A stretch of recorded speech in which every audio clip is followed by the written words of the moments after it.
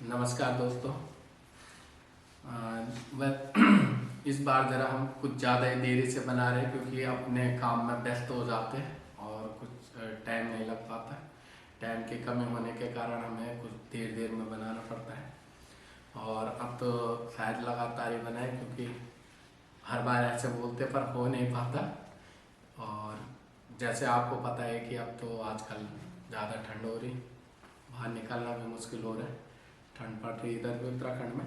लेकिन आज आपको कहानी जो सुनाते पुनर्जन्म पे सुनाते, आपको पता होगा कि पुनर्जन्म पे बहुत सारी कहानी आप लोगों ने सुनी होगी, लेकिन कोई भी कहानी आपने इतनी सच्चे प्रमाण के साथ या प्रूफ के साथ नहीं सुनी होगी। इसमें जो है एकदम सच्चे प्रूफ मिले हैं। जो अमेरिका की यूनिवर्सिटी वर्जीनिया जो यूनिवर्सिटी है वो पुनर्जन्म पे ही रिसर्च करती है और उसने फैक्ट के साथ ये बताया कि इसमें पुनर्जन्म है। मैं जब इस कहानी को पढ़ रहा था तो इस कहानी में इंटरेस्ट भी है, फैक्ट भी और थोड़ा डरावने टाइप का भी है कि जो घटा।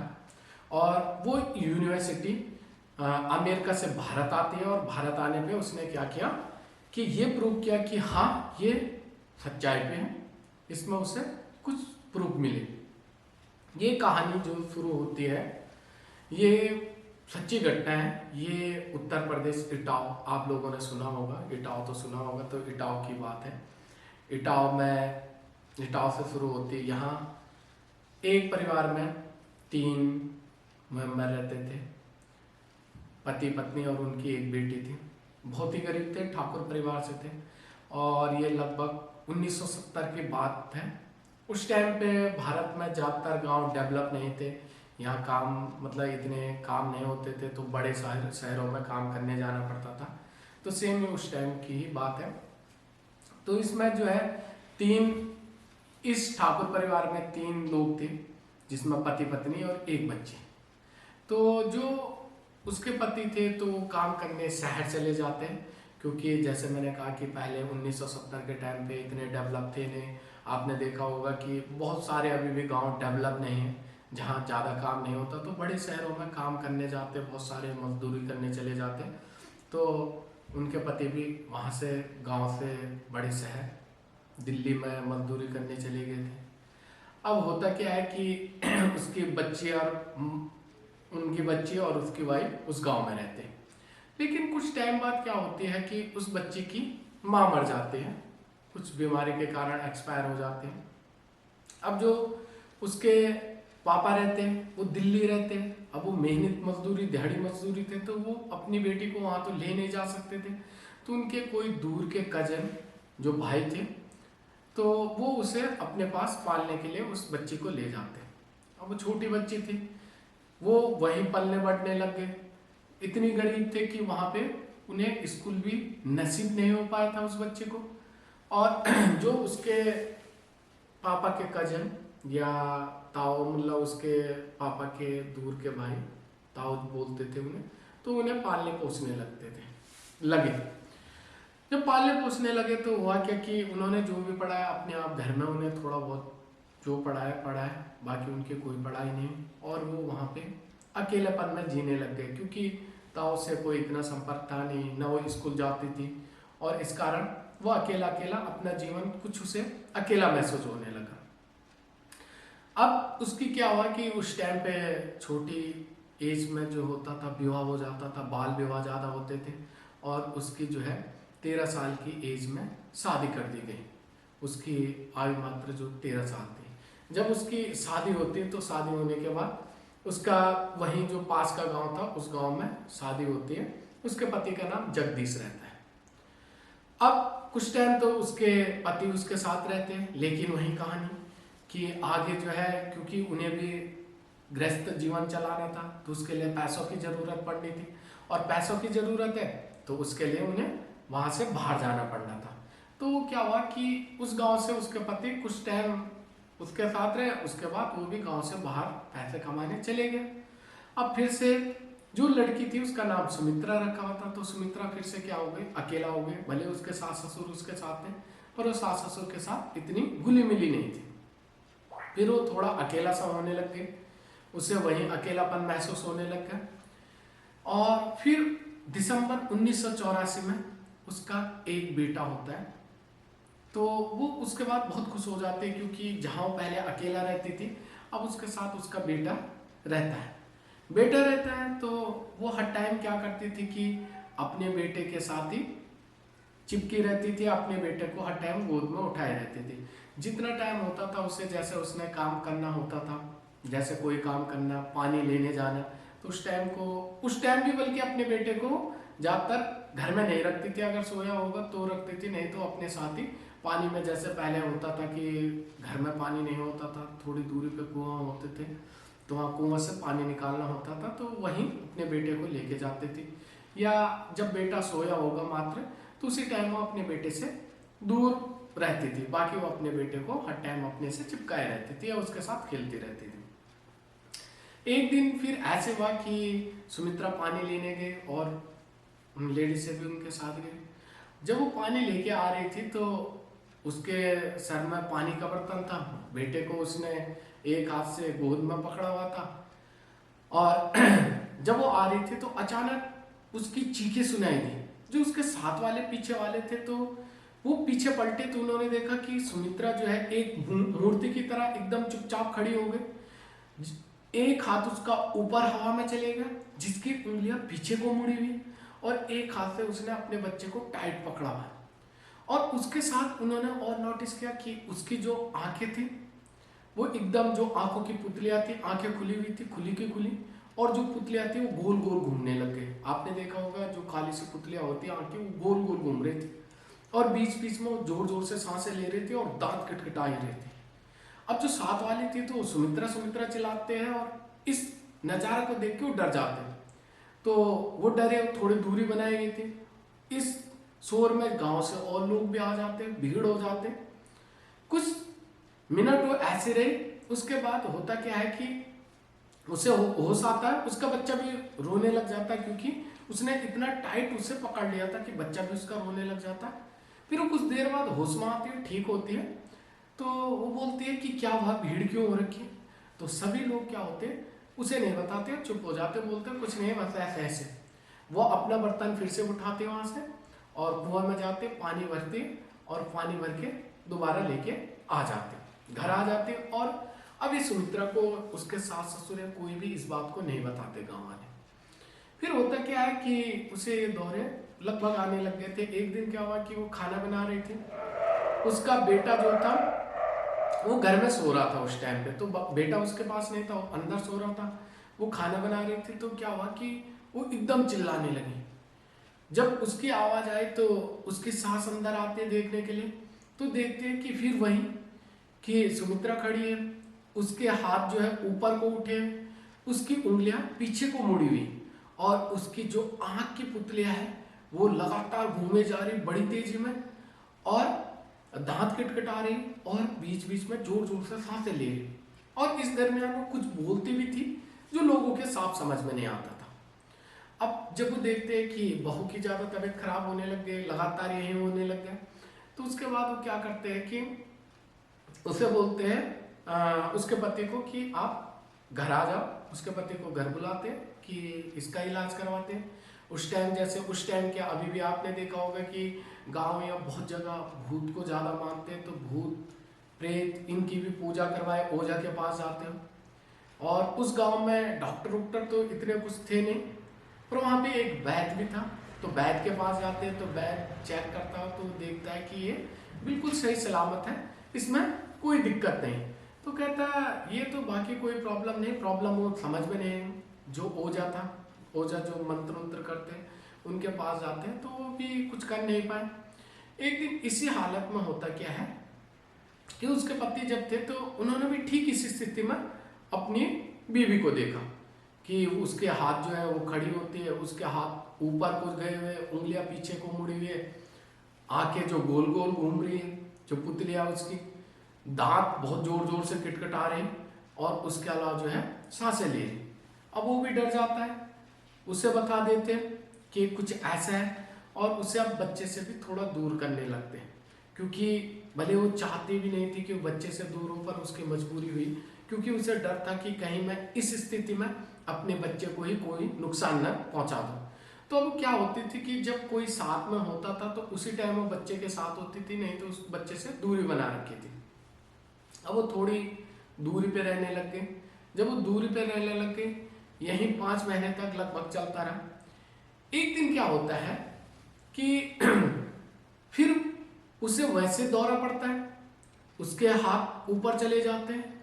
हाथ ऊपर जाने के बाद उंगलियां पीछे को मुड़ जाते हैं, आंखें बिल्कुल जो पुतलियां थी आंखों की वो गोल गोल घूमने लगती, दांत बहुत जोर जोर से किटकिटाने लगती हैं, और उसके साथ जोर जोर से सांसें ले रही थी। लेकिन इस बार उसने एक क्लियर बात बोली। उसने कहा कि मेरी मौत 3 दिन बाद। वो उसे जो दौरा पड़ा था वो 16 जुलाई को पड़ा था। उसने कहा कि मेरी मौत इसके बाद ठीक 3 दिन बाद 19 जुलाई को मेरी मौत हो जाएगी। और उसके बाद इस टाइम जो जो गांव वाले थे, गांव वालों ने भी ज़्यादा क्लियर सुना, सबको समझ में आया कि इन्होंने क्या बोला, और उसके बाद वो होश में आ जाते हैं। अब सभी जैसे पहले बता नहीं रहे थे, बताया नहीं, लेकिन उसका पति, क्योंकि उसका पति उसे बहुत पसंद करता था, तो उसके पति था तो उसने बता दिया कि देखो सुमित्रा, तुम्हें कुछ याद है जब दौरा आया था? तो उसने कहा कि नहीं, मुझे कुछ भी याद नहीं। तो उसने कहा कि तुमने कहा था कि तुम 3 दिन बाद तुम्हारी मौत है और मर जाओगे, तो ये बात हुई थी, तो ये क्या याद है? तो सुमित्रा बोलती है ऐसे मुझे कुछ भी याद नहीं, क्या होता है क्या नहीं होता मुझे कुछ पता नहीं। तो अब 16 के बाद 17 दिन बीता, 18 बीता, 19 को क्या करती है कि सुमित्रा और उसके घर वाले की, क्योंकि मौत का बता रखा तो कहीं मन न जाए, तो उन्होंने क्या करा कि उसे जैसे खाना नहीं बनवाया, क्योंकि खाने टाइम चूल्हे से आग लग सकती है, मौत हो सकती है, या कहीं नहीं भेजा, पहाड़ी से गिर जाए, या जैसे वो पानी भरने भी नहीं गए कि फिसल के कुएं में गिर गए मौत हो गई, कहीं भी नहीं, वो सिर्फ घर के अंदर ही रहे। जुलाई का टाइम गर्मियों का भी टाइम था। अब जब उसने देखा दिन भर वो घर में रहे, शाम होने लग गए धीरे धीरे कि मौत नहीं हुई, तो सुबह से सब देख रहे थे कि हाँ भाई, मतलब ये जो बोला था ये भविष्यवाणी अब लगभग खत्म हो रही, क्योंकि डरे हुए सभी थे। अब जब डरे हुए सब थे तो उसके बाद होता क्या है कि सुमित्रा जो है दरवाजा खोलती है, गर्मी थी, दरवाजा खोलती है, बाहर देखती है, तो बाहर जैसे वो निकलती है वहीं पे अपने दरवाजे के बाहर, तो उसकी कोई दोस्त एक कोई जा रही थी, जो कोई लेडीज जा रही थी, तो उससे बात करने लगती है। अब बात करने के बाद जब वो बात करती है तो एकदम से क्या होता है कि इस बार फिर से उसके जो है हाथ ऊपर को जाते हैं, दांत किटकिटाने लगती है, फिर से वो मूर्ति की तरह खड़ी हो जाते हैं और उंगलियां पीछे को हो जाती हैं, और बहुत जोर जोर से पुतलियां घूमने लग जाते हैं, और उसके बाद घूमने के बाद वो एकदम मूर्ति की तरह ही ऊपर खड़ी हो गई। इस बार अब उसे बहुत मुश्किल से उसे नीचे लिटाया गया, क्योंकि इस बार उसने न बोलना शुरू किया, न बोल रही थी न कुछ, उसे वैद बुलाया जाता, उसे बड़ी मुश्किल से नीचे लिटाया जाता है, और नीचे लिटाने के बाद उसे बैग चेक करता है। तो बैग चेक करने के बाद जो है चेक करता है, देखता है, तो वो बोलता है कि अब सुमित्रा इस दुनिया में नहीं रही, वो मर चुकी है। क्योंकि सुमित्रा के दौरे पड़ रहे थे, लगभग लाइफ चल ही रही थी, पर उस टाइम तक इतना वो नहीं था डर। हाँ ये था कि लगभग चल रहा था, जैसे गांव वाले बोल देते थे किसी बच्चे को डराने के लिए कि जैसे सुना होगा कि बाबा उठा के ले जाएगा, कुछ ऐसे बोलते हैं, तो ऐसे बोलते थे, कोई शैतानी करता था कि सुमित्रा के पास भेज देंगे, सुमित्रा आ जाएगी। लेकिन जब मौत हो जाती तो वो खबर एक आग की तरह पूरे गांव में फैलती, क्योंकि उसने पहले भविष्यवाणी की थी और उसकी मौत हो गई। अब जैसे हिंदू रीति रिवाज में अंतिम संस्कार होता है, तो उसके अंतिम संस्कार के लोग पहले डरे हुए थे और अब तो और भी डर गए, कि उन्होंने कहा कि कहीं ये अनहोनी दूसरे घर में न चली जाए, तो इसका दाह संस्कार या अंतिम संस्कार जल्दी से जल्दी कर दिया जाए। तो सुमित्रा जैसे कि हिंदू धर्म के हिसाब से सुहागन थी, हिंदू धर्म के हिसाब से ज्यादातर जगहों पे ये होता कि अगर कोई सुहागन मरती है तो उसे फिर से उसी तरीके से दुल्हन के रूप में सजाया जाता है, तब उसका अंतिम संस्कार किया जाता है। तो उसके लिए मरने के बाद लकड़ियां जमा करी जा रही थी, मंत्र उच्चारण होते हिंदू धर्म के अनुसार, पंडित बुलाया गया था, मंत्र उच्चारण हो रहे थे, और उसके अलावा कुछ लेडीज़ों को बुलाया जाता है और बोला जाता है कि इन्हें जो है बिल्कुल से तैयार करा जाए। तो जैसे बालों में तेल लगाना, सिंदूर लगाना, मांग भरना, तो ये सारे वो कर रहे थे। वो घर के अंदर उसे रखा, नीचे जमीन पे लिटाया था, घर के अंदर नीचे जमीन पे लिटाया हुआ था, और वो सारे इस प्रक्रिया को कर रहे थे। लगभग होने वाला था, क्योंकि 45 मिनट इसमें हो गए थे, इसमें पूरे 45 मिनट गुजर चुके थे। अब होता क्या है, जब ये 45 मिनट हो गए थे, तो वहां से एक लेडीज भागते हुए आती है जो बिल्कुल डरी हुई थी, और वो वहां से अंदर से बाहर भागते हुए आते, डरी हुई, और कुछ बोल नहीं पा रहे थे। बाहर और लोग थे, लेकिन वो अंदर नहीं जा पा रहे थे, क्योंकि जहां अंदर जाने का रास्ता था वो एक बारीक सा रास्ता था, वहां भीड़ पहले हो रखी थी।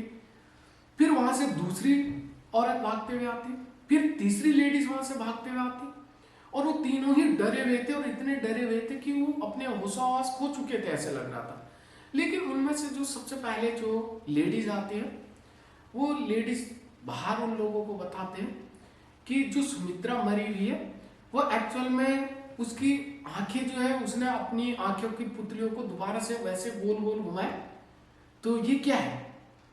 तो फिर से वैद्य को बुलाया जाता है, वैद्य इस बार चेक करता है, और वैद्य बोलता है कि जो माता मना रहे हो, माता मनाना बंद करिए, क्योंकि सुमित्रा में जान है और ये जिंदा हो गई। जैसे भी हुआ, क्योंकि वो पहले चेक करता तो मर चुकी थी, वो बोलता है जान है और ये हो चुका है कि ये जिंदा हो गए। सब चीज हटाए जाते हैं। उसके बाद देखते हैं कुछ ही देर में सुमित्रा होश में आते हैं, जितने भी उनके परिवार वाले थे वो खुश हो जाते हैं, और उसका पति आता है। जैसे उसके सामने आता है, उसे गले लगाता है, तो उसे दूर करते हैं और बोलते कि कौन हो। उसके सास ससुर आते हैं तो बोलते तुम कौन हो, मैं तुम्हें नहीं पहचानती। जो उसकी दोस्त उससे कुछ देर पहले बात कर रही थी, जब उसे बुलाया गया जिस टाइम उसकी मृत्यु हुई थी, तो उसने कहा इसको भी मैं नहीं पहचानती। तो फिर उसका बच्चा उसे दिखाया गया, तो सुमित्रा ने मना कर दिया। सुमित्रा ने कहा कि नहीं, मैं तुम में से किसी को भी नहीं पहचानती, आप लोग कौन हो। अब होता क्या है कि डॉक्टर बोलता है कि हो सकता है इनकी डेथ हुई थी, उस कारण इन्हें सदमा लगा होगा, धीरे धीरे इन्हें जो होगा कुछ ऐसी याददाश्त गई होगी, या कुछ पहचान नहीं पा रहे होंगे, धीरे धीरे इन्हें याद आ जाएगा, और कोई नहीं, इन्हें रहने दो। एक दिन गुजरा, 2 दिन गुजरे, 3 दिन गुजरे, महीना गुजर गया।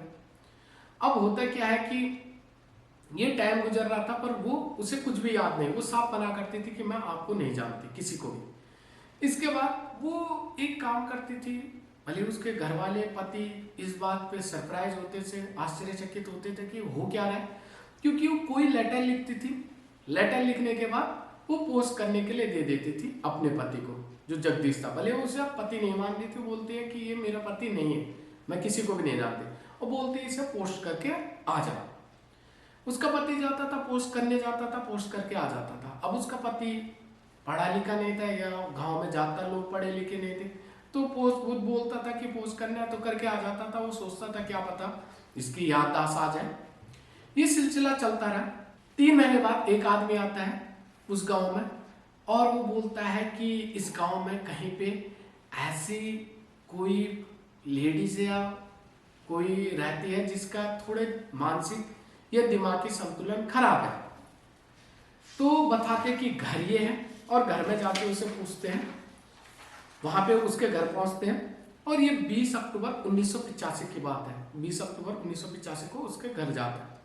तो पूछते कि आप कौन है, तो बोलता है कि मैं आप लोगों को नहीं जानता, पर मुझे कुछ लेटर मिल रहे थे, मैं इटाव से आ रखा हूं, और इटाव दिव्यापुर गांव का नाम था, दिव्यापुर से आ रखा हूं मैं, इटाव से, और मेरा नाम राम सिंह त्रिपाठी है। तो बोलते हैं राम सिंह त्रिपाठी है। बोलते कि आप यहाँ क्यों आए हैं, क्या काम है। तो दोबारा से उसे वही चीज बताते हैं। फिर उसके पति उससे पूछते हो, तो बोलते कि एक ऐसे ऐसे यहाँ पे लेडीज होगी जिसकी दिमागी संतुलन खराब होगा, या कुछ ऐसे हरकतें करते होंगे, वो है, तो मुझे उनसे मिलना है। तो बोलते कि हाँ है, पर आपका नाम क्या है। तो फिर से बोलता है कि मेरा नाम राम सिंह त्रिपाठी।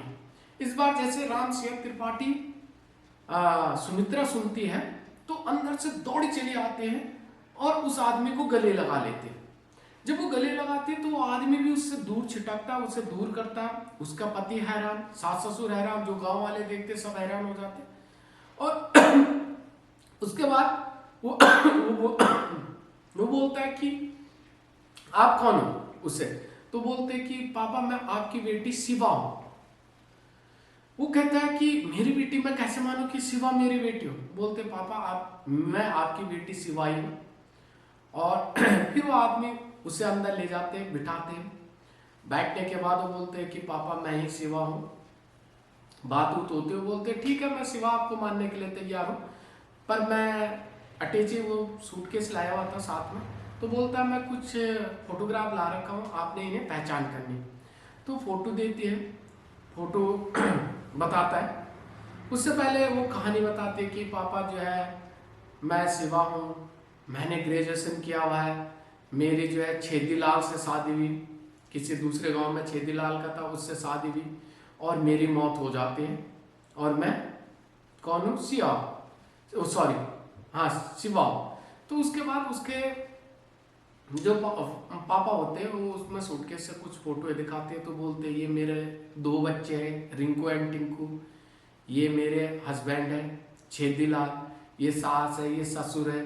और एक फोटो भी लास्ट में जाके वो रुक जाते हैं, उंगली रखते हैं और रुक जाते हैं, उसमें वो बताते नहीं। तो उसके पापा बोलते कि नहीं बेटा बता ये कौन है। तो फिर वो बोलते कि पापा ये मेरी ननद है और इसी ने मुझे मेरे सर में पत्थर मार के इसी ने मुझे मारा था।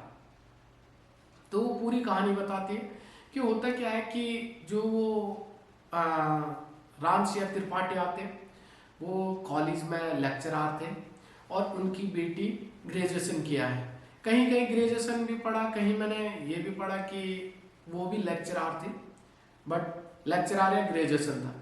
तो जिस घर में उसकी शादी होती तो उस घर में सबसे ज़्यादा वही पढ़ी लिखी हुई थी। तो उसके घर वाले उससे इस कारण दुखी होते थे, जलते थे, ईर्ष्या होती थी। और कभी कभी वो इस चीज़ की भी मांग करते थे कि ससुराल से दहेज लाओ। तो ये कारण होता था। एक दिन क्या हुआ कि ये मौत उसकी जो है 18 जुलाई को होती है। वो बोलते कि पापा मेरी जो ननद थी उसने 18 जुलाई को मेरे सर में पत्थर मार के मुझे मार दिया और उसे ट्रेन की पटरी के सामने फेंक दिया। जब तक उसके फादर जाते वहां तो तब तक वो उस डेड बॉडी को उठाते और उठाने के बाद उसका अंतिम संस्कार कर लेते। उसके फादर को पता भी नहीं था, जबकि वो ट्रेन की पटरी पे रखी हुई थी। ट्रेन की पटरी के बीच में इसलिए रखी गई ताकि उनके ऊपर कोई इल्जाम ना आए या उन पे कोई भी शक न करे। तो भले उसे कहीं भी खरोच नहीं थी उसके सिर के अंदर। अंतिम संस्कार कर लेते तो बोलते कि पापा ये सारा कारनामा हुआ। उसके बाद वो बोलते कि हाँ ये मेरी बेटी है, इसने हर चीज बताई, लेकिन वो हो कैसे सकता है, क्योंकि 18 जुलाई को मरती है और 19 जुलाई को सुमित्रा मरती है। तो उसके बाद ये सारा हुआ। उसके बाद वो बोलते कि पापा मुझे आपके साथ चलना है। वो राम सिंह त्रिपाठी के साथ जाती है। जाने के बाद वो अपने बेटे पहचानती, वहाँ सब कुछ पहचानती। और वो जैसे कि पंडित परिवार में थे, वो ठाकुर परिवार में आए थे। तो परिवार भी अलग अलग था, बहुत दूर दूर तक उनके रिश्ते भी नहीं थे। तो इससे ये होता है कि उनकी पहचान कहीं थी नहीं। तो अपने दोनों बेटों को बाद में साथ लेके वहां से अपने ससुराल आ जाती है, जहां उसका पति जगदीश था, जहां उसकी मौत होती। क्योंकि उसने अपने जो दोनों बेटे लिए, क्योंकि वो उसके बच्चे थे, और बाकी जहां उसकी पहले शादी हो रखी थी छेदीलाल से, तो उसने, क्योंकि उसे पता था इन्हें मेरे से कोई प्यार प्रेम या कोई मोह नहीं। और जबकि उसे ये एहसास हुआ कि जो जगदीश है वो उससे प्यार करता है। और अब भले इसमें ये बोला गया कि आत्मा हुआ है, पर शारीरिक रूप से सुमित्रा की शादी उससे हुई थी, जगदीश से, क्योंकि शारीरिक रूप से तो सुमित्रा ही दिखाई दे रही थी। भले आत्मा में ये बोला जा रहा था कि यहाँ पे शिवा है। फिर उसके बाद ये खबर बड़ी तेजी से फिर वहां चलने लग गए, न्यूज में चलने लग गए छोटे मोटे में, और ये पूरे इटावा में फैलने लग गए। फिर अमेरिका की यूनिवर्सिटी जो वर्जीनिया अमेरिका की यूनिवर्सिटी ऑफ वर्जीनिया है, वो पुनर्जन्म पे ही रिसर्च करते हैं। तो बाकायदे वो वहाँ से आए, अपनी पूरी टीम के साथ आए, उन्होंने रिसर्च करा, क्योंकि उन्होंने सबको अलग अलग बिठाया। उन्होंने ये देखा क्या टाइम, किस टाइम पे क्या हुआ था, वो ठाकुर परिवार में हुई थी, उनका गांव कहाँ था, जहाँ उसने लेटर भेजे तो 70-80 किलोमीटर की दूरी पे था। तो ये सारी चीज़ें उन्होंने कलेक्ट की, और उसके बाद वर्जीनिया ऑफ यूनिवर्सिटी ने भी ये कहा कि ये पुनर्जन्म की कहानी है, और इस पे उन्होंने ये बोला कि ये सच कहानी है, ये प्रमाण के साथ है, पुख्ता प्रमाण के साथ ये मिली।